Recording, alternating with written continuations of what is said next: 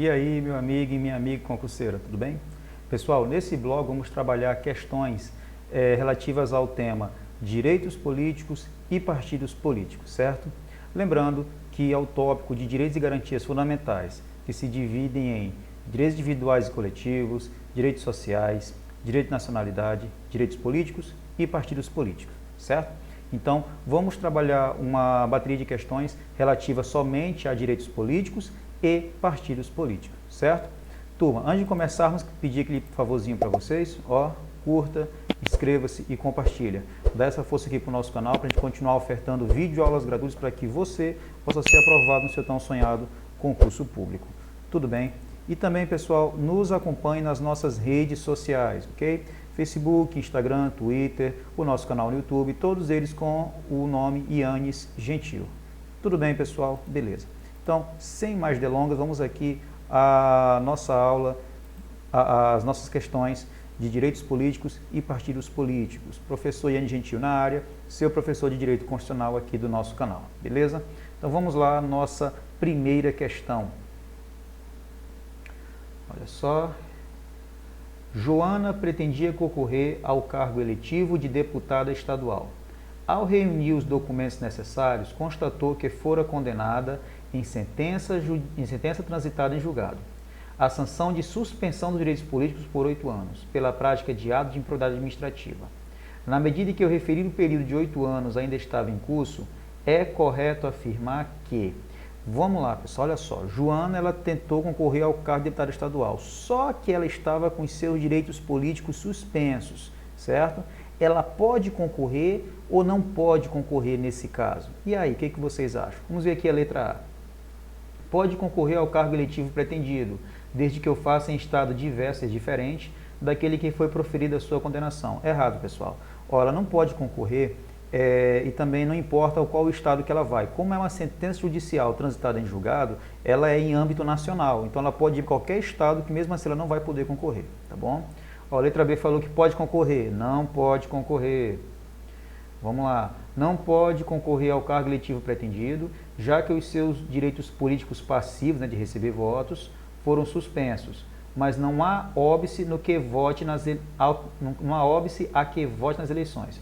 Aqui diz o seguinte, que ela não pode ser eleita, mas ela pode votar. Pessoal, suspensão de direitos políticos, ele é uma suspensão geral. Você não pode nem votar e nem ser votado, tá? Praticamente você ficou sem seu título de eleitor, vamos dizer assim, certo? Então você não pode nem votar e nem ser votado. Letra C está fora também.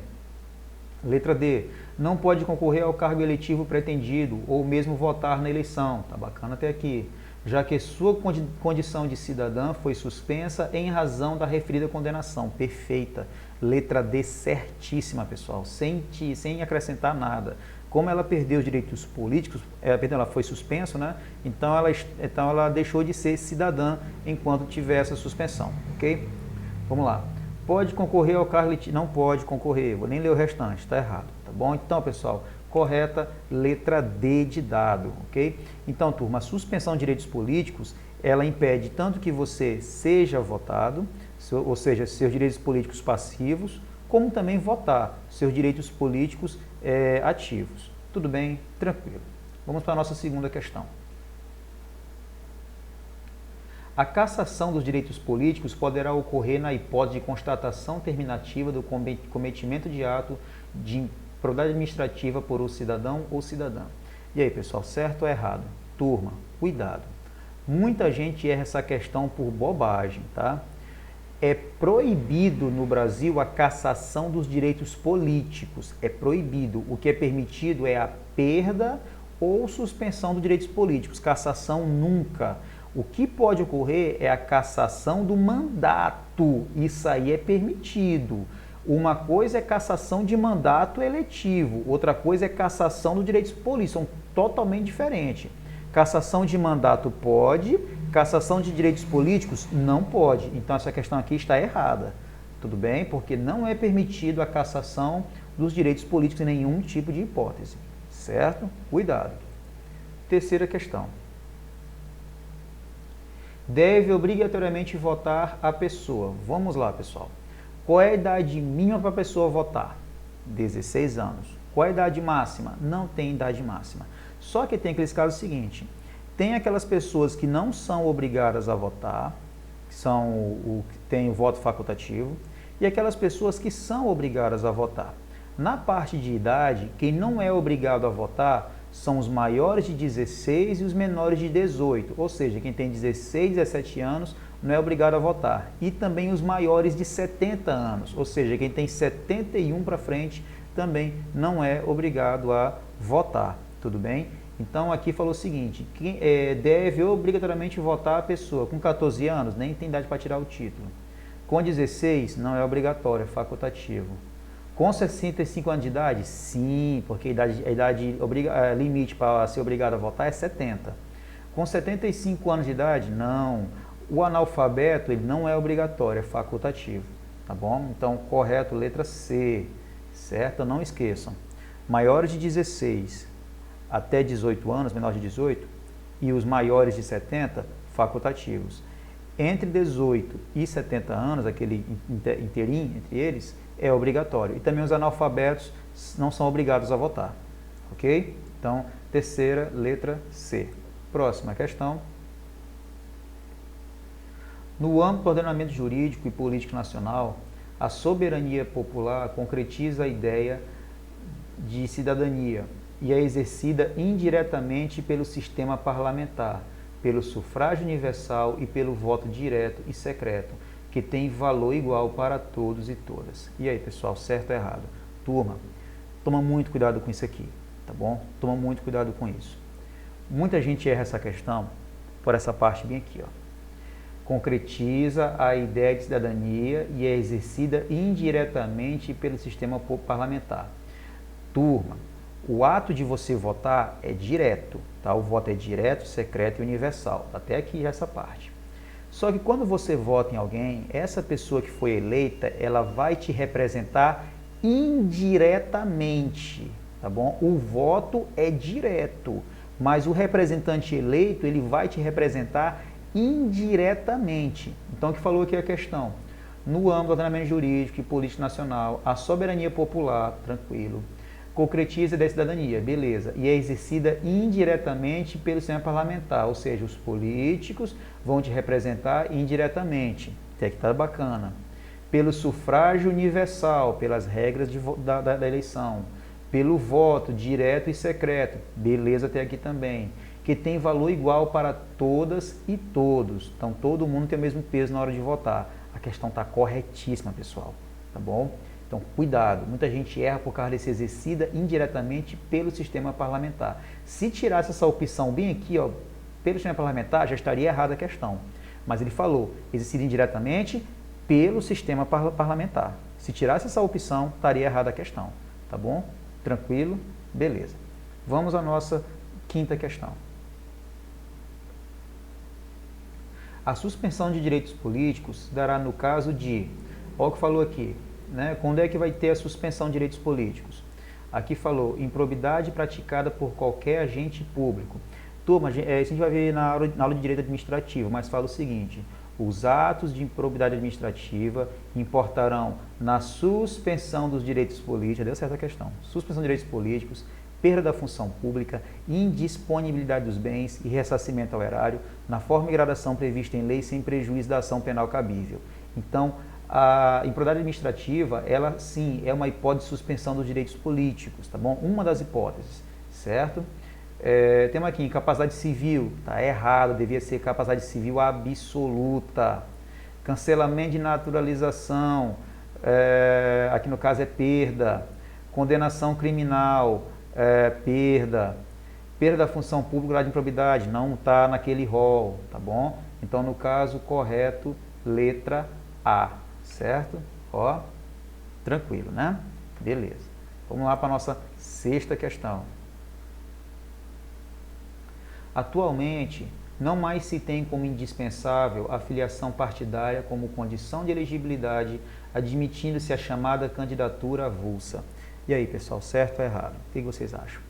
Turma, olha só. Uma das obrigatoriedades de você concorrer a um cargo público, a um cargo político, quer dizer, É você estar afiliado a um partido político. É obrigatório você estar afiliado a um partido político e ter os seus direitos políticos na sua plenitude, tá bom? Aqui falou que é indispensável, ó, não mais tem como indispensável, ou seja, não precisa mais ter afiliação partidária. É errado, pessoal. Tem que ter afiliação partidária. É obrigatório sim a filiação, ok? Então a sexta questão, ela está errada, tá bom? Cuidado com isso aqui, certo? Então assim, a grosso modo, quais são as condições para a elegibilidade? Bem, ter os direitos políticos, ser filiado a um partido político, né? Ter domicílio eleitoral onde você vai concorrer e assim por diante, tranquilo? Vamos lá. Sétima questão. Acerca dos direitos e partidos políticos, é correto afirmar que... Vamos lá, pessoal, o que é correto? Letra A. O alistamento eleitoral e o voto são obrigatórios para os maiores de 18 anos. Tá legal. Sendo facultativos apenas para os maiores de 16, maiores de 18 anos e maiores de 70 anos. Se você não tomar cuidado, você erra essa questão bem aqui. E ela está errada, tá bom? O erro da questão foi esse apenas bem aqui. A gente sabe, pessoal, que o facultativo, o voto é facultativo para os menores de 16 e maiores de 18, né? E menores de 18, perdão, e maiores de 70 anos e os analfabetos. O erro foi só esse apenas. Se tirasse esse apenas bem aqui, estava certa a questão, porque ele restringiu. Faltou os analfabetos aqui, tá bom? A letra A está fora. Letra B.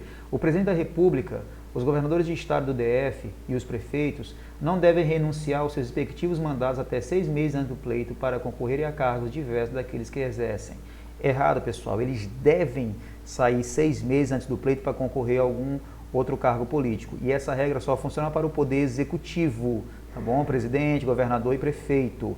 Quem é do poder legislativo não precisa se afastar para concorrer a outro cargo, tá certo? Letra C.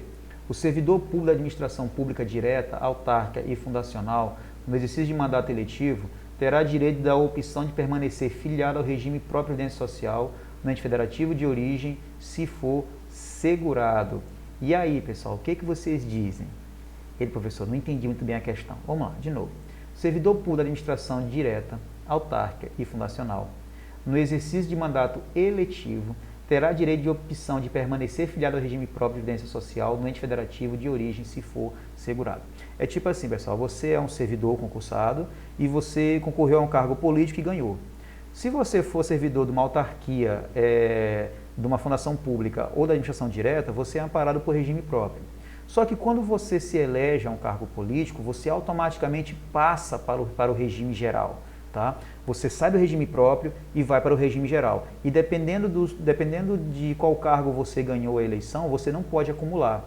O único cargo político que permite a acumulação com cargo público, havendo compatibilidade de horários, é o cargo de vereador, tá bom? Só que quando você ganha uma eleição, você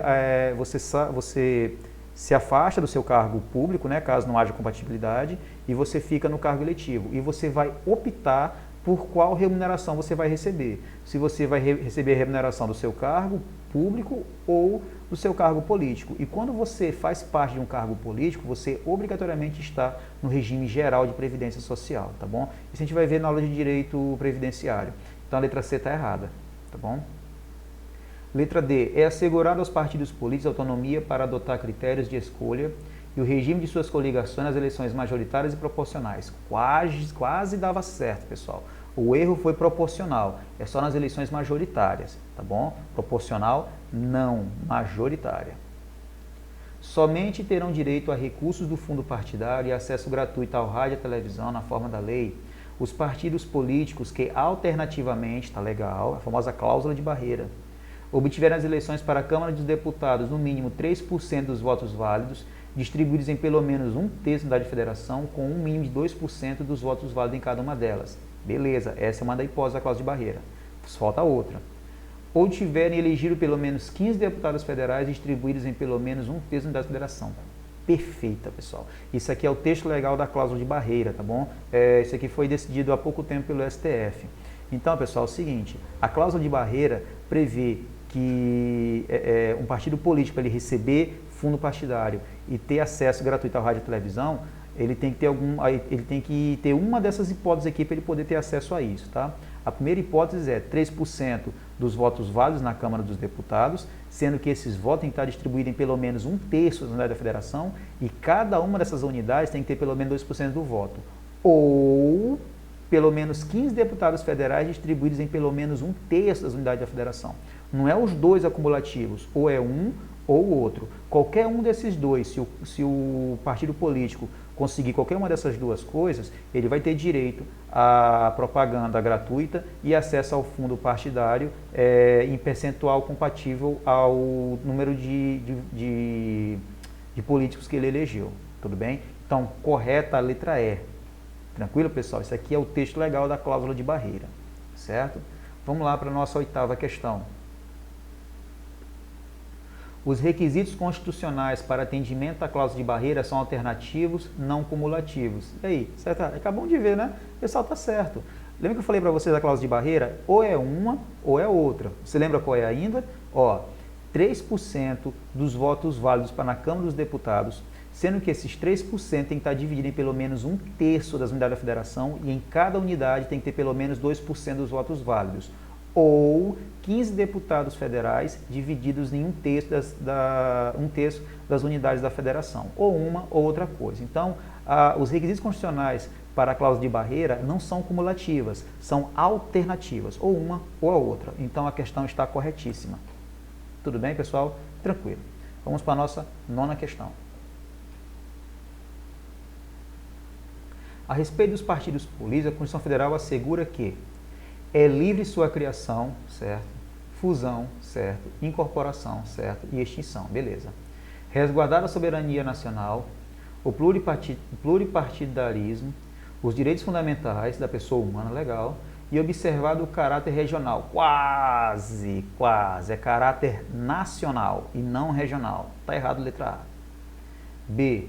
Antes de adquirirem personalidade jurídica na forma da lei civil, registrarão seus estatutos no Tribunal Superior Eleitoral. E aí, pessoal, certo ou errado? Fala assim, professor, eu ouvi falar nisso. Essas duas coisas estão certas. Verdade, ele só errou na ordem, tá bom? Então aqui, ó, antes de adquirir a PJ, na forma da lei, tem que registrar o estatuto. É errado, pessoal. Primeiro adquire a PJ, depois é que registra o estatuto no TSE. Cuidado com isso aqui, tá? Primeiro vem a PJ, depois é que registra o estatuto. A banca falou que é o contrário, primeiro é o estatuto, depois a PJ. Não, primeiro a PJ, depois o estatuto. Tá? A letra B está errada. Letra C. Estão proibidos de receber recursos financeiros de entidade ou governo estrangeiro e de se subordinar a estes. Devem prestar conta à justiça eleitoral e ter funcionamento parlamentar de acordo com a lei. Perfeito. Letra C está corretíssima, pessoal. Partido político não pode ser subordinado, não pode ter nenhum vínculo com o poder estrangeiro. A letra C está correta. Letra D. Podem adotar os critérios de escolha e o regime de suas coligações nas eleições majoritárias e nas proporcionais. Errado. Majoritárias. Tá bom?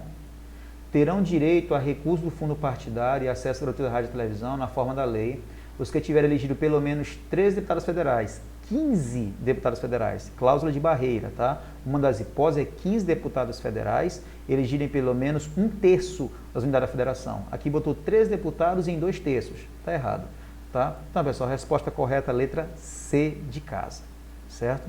Vamos à nossa saideira, 10ª e última questão.